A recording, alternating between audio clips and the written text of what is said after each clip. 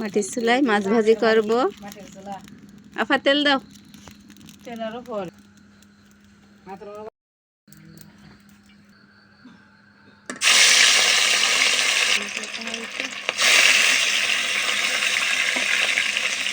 মশলা দিয়ে মাখানো হয়েছে, পেঁয়াজ রসুন সব কুচানো। মাটির চুলায় মাছ ভাজি হচ্ছে, খোলা আকাশের নিচে গ্রামে। মিনজিমের দাদু বাড়ি আসছি আমরা, রাত্রে মাছ ভাজি করতেছি মাটির চুলায়।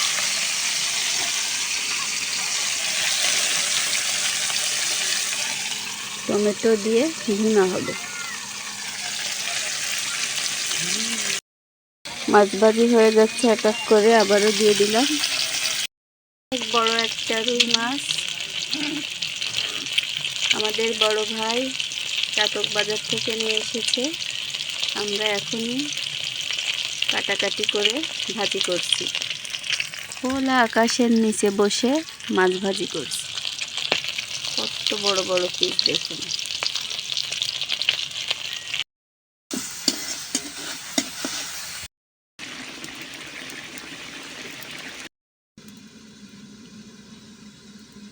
এখন ঝোল দিয়ে দিচ্ছি, মাছটা দিয়ে দেবো। মাছ দিন ঘুরে হয়নি, সেটা করতে হবে বলে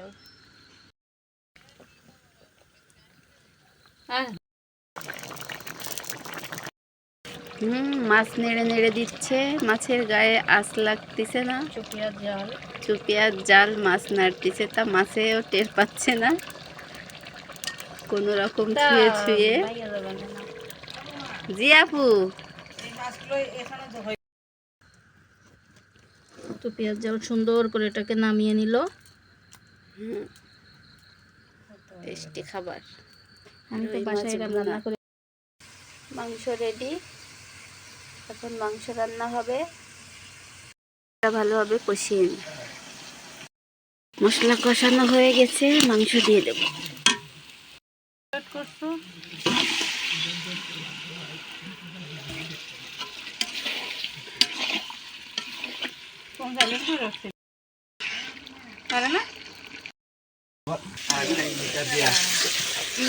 সেই কষানো হচ্ছে মাংস।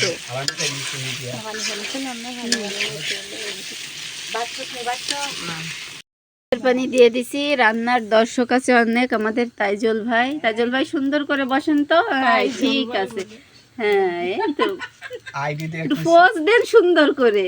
হ্যাঁ দেখছো কি হাসি, চা খাওয়ার জন্য ওয়েট করতেছেন। সেই কষানো হচ্ছে মাংস।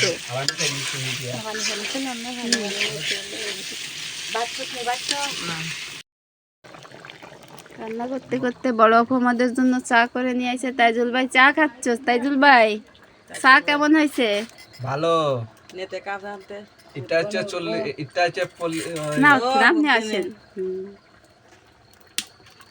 রাতের বেলায় আমরা রান্নার একটা শর্ট ভিডিও নিলাম। রানতে রানতে হাঁপায়ে গেছি, এখন বড় আপু আমাদের চা খাওয়াচ্ছে। আরে না, এই যে একটা লাল চা। এখন রান্না করতে করতে একটা চা খেয়ে নেব। আমাদের রান্নাও হচ্ছে।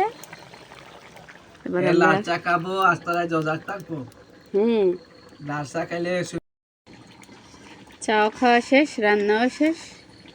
আমরা এখন চলে যাব।